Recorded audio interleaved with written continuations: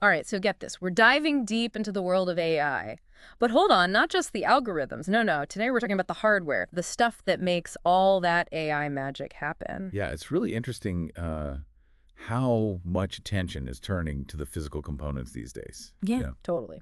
And we're digging into this article all about OpenAI. For anyone who's been living under a rock, they're the brains behind ChatGPT, DALL-E, basically all those crazy AI tools that seem to be everywhere these days. But here's where it gets juicy. OpenAI, well, they're not just content with writing code anymore. Right. They're jumping headfirst into making their own chips. It's a big deal. I mean, it could really shake things up in the whole AI landscape, as this article dives into. Like, why are they doing this? Yeah, why? Well, it comes down to the limits of what we have now, you see. The chips powering our computers, our phones, they're like, I don't know, a multi-tool. Okay, yeah. You can kind of do a lot of things, but they're not really perfect for any single task. So like trying to build a house with a Swiss Army knife. Yeah, exactly. Especially when you think about how AI actually uses what it's learned, you know? Think of it as like applying knowledge to solve a problem, which, by the way, is called inference.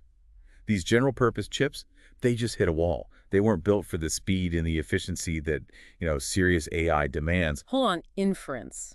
What does that even mean in the AI world? Good question. Yeah. So it's like, imagine you've been studying for, I don't know, weeks Yeah. for a big exam. Yeah, been there. Right. That's the learning phase for AI, taking in tons of data. Now, inference is like when you actually take the exam, you're using all that knowledge to answer the questions. Right. For an AI, that could be anything from translating a language to picking out objects in an image. It's a lot of processing power. So basically, these custom chips are like giving AI a super brain, one that's designed specifically for all those complex thoughts. No more Swiss Army knives.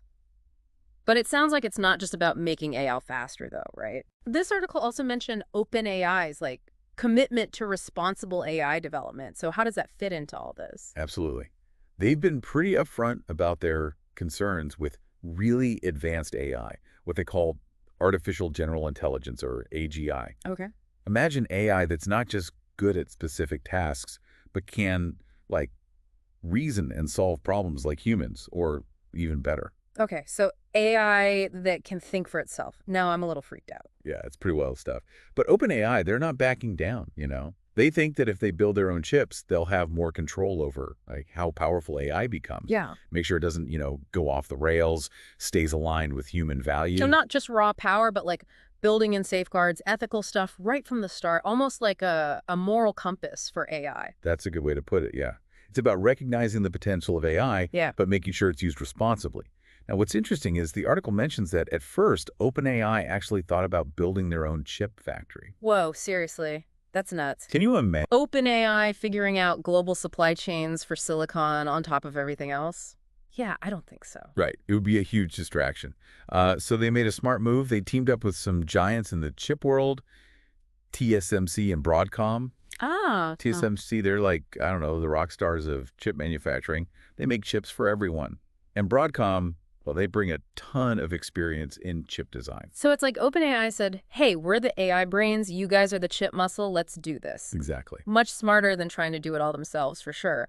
But why these partners specifically? What do they bring to the table that makes them the perfect match for this whole thing? So TSMC is known for their cutting-edge manufacturing, They can create chips with incredible detail and do it really efficiently, which is exactly what OpenAI needs for their powerful AI stuff. And Broadcom, they're all about designing chips for very specific tasks, like the complex calculations needed for AI inference, Oh, so they're not just getting off-the-shelf chips. These are custom made for what they need. That's it. And strategically, this is brilliant for OpenAI. Yeah. They get to use the expertise and resources of these big companies, lets them focus on what they do best, pushing AI forward. Meanwhile, their partners, they handle all the tricky stuff of actually making the chips. Win-win. Okay, so we've got OpenAI making custom chips, but I gotta ask, what's the catch? This all sounds pretty amazing, but is there downside? Well, that's where we need to think about what this shift could mean, some of the questions it raises. Okay. This could be great for OpenAI, could lead to incredible advancement, but could it also mean that only the really big players, the ones with tons of money, can compete in the AI space? Right, right. What happens to the smaller startups, the researchers who don't have the resources to build their own chips? It's something to consider, definitely. That's a really good point. So while this is a huge step forward, we got to be careful about what it could mean for the whole AI scene, right? It's not just about OpenAI. It's about the future of AI, period. Exactly. And that's why we're having this conversation, right? We want to understand not just the what, but the so what. What does this mean for AI, for the companies making it, for all of us who are going to be using it more and more in our lives? Okay, so we've established that OpenAI building their own chips is a pretty huge deal. Yeah. But this article brought up something else that's, well, let's face it, kind of scary, the cost. This whole AI thing, it ain't cheap, is it? Not at all. Running AI, especially the really complex stuff that OpenAI is working on, it's incredibly expensive. It needs massive amounts of computing power, and a lot of that happens in the cloud. Now, I'm curious, have you noticed your own cloud computing costs going up lately? Oh, don't even get me started. My credit card bill is not happy with how much I use the cloud. Exactly. And it's only going to go up as AI gets even more powerful. This is a major roadblock for AI development, and it's something OpenAI is trying to tackle with these custom chips. Okay, so how do these chips help with the cost problem? It's all about efficiency. Custom chips can process AI tasks way more efficiently than those general-purpose chips we talked about earlier. Right. They use less power, which means lower energy consumption, and that puts a dent in those sky-high cloud computing bills. So it's like, I don't know, swapping out your old energy-guzzling appliances for those new efficient ones. Yeah, exactly. You save money, and you're helping the planet. I like it. And while this is a win for OpenAI, it could be a game changer for everyone who's using AI in the future. Okay. If they figure out how to make AI cheaper to run, it could open up so many possibilities, things we can't even imagine right now. It'd be like, suddenly, space travel is affordable. All right, now you're talking affordable space travel thanks to AI. Sign me up. But before we get too carried away, let's come back down to earth for a second and talk about, those potential risks we mentioned earlier. Sure. We talked about the cost of running AI, but what about the cost to jobs? Right. We hear all the time about AI automating jobs out of existence. Yeah, it's a valid concern and one that we can't ignore. Right. As AI gets more and more capable, it's inevitable that some tasks that humans do now will be automated. The question is, how do we manage that change in a way that benefits everyone? Yeah. Because it's not just about the tech itself, it's about the human impact. How do we make sure everyone benefits from AI, that no one gets left behind in this whole tech revolution? Absolutely. And that's where the whole conversation about responsible AI development becomes really, really important. It's not just about creating powerful AI. It's about thinking about ethics, the impact on society, and building systems that support people through these changes. Yeah, I hear you. It's a complex issue, but it's a conversation we need to have as AI becomes a bigger part of our lives. Absolutely. And OpenAI, by focusing on responsible development, they're acknowledging that this isn't just about making cool tech. Hmm. It's about shaping the future in a way that benefits humanity. And part of that is thinking about the impact on jobs, on workers, and figuring out how to help people through those changes. Okay, so it seems like there's a lot to consider here. OpenAI developing its own chips could make AI more powerful, more efficient, more accessible. Mm-hmm. But it also raises a bunch of questions about, cost, control, and how this impacts society as a whole. Exactly. And to really get this, we need to dig into the connection between OpenAI focusing on custom chips and their worries about AGI. Okay. Remember AGI, that potential for AI to become smarter than humans. Well, OpenAI's interest in hardware isn't just about performance. It's about having a deeper understanding of the technology that could create this superintelligence. So they're not just building a faster engine, they're trying to understand how it works, how to control it, maybe even how to make sure it doesn't, go haywire. That's a great way to put it, yeah. It's about power, yes, but also control, safety, the ethical side of creating something that could potentially outthink us. Right. And that's what makes this whole chip-making thing so interesting. They're not just using off-the-shelf parts. They're building the tools themselves, which gives them a level of insight and control that they wouldn't have otherwise. So it's almost like they're trying to look under the hood and figure out the building blocks of intelligence itself. Right. That's wild. It is, and it leads to a really intriguing question. Does this mean OpenAI is closer to AGI than we think? Or are they just planning for a future that's still uncertain? Ooh, cliffhanger. Guess we got to keep digging to find out. Exactly. And that's what we'll do in the next part of our deep dive. We'll explore what all this could mean for the future of AI and, what it could mean for all of us. Stay tuned. So, picking up where we left off, you might be thinking, why does OpenAI's whole chip strategy matter so much when we're talking about AGI? Yeah, I'm still trying to wrap my head around that. It really boils down to control and understanding. Okay, I get that in theory, but break it down for me. How does building their own chips actually give them more control over something as complex as, like, AGI? All right, so think of it this way. Imagine you're building a car, right? Okay.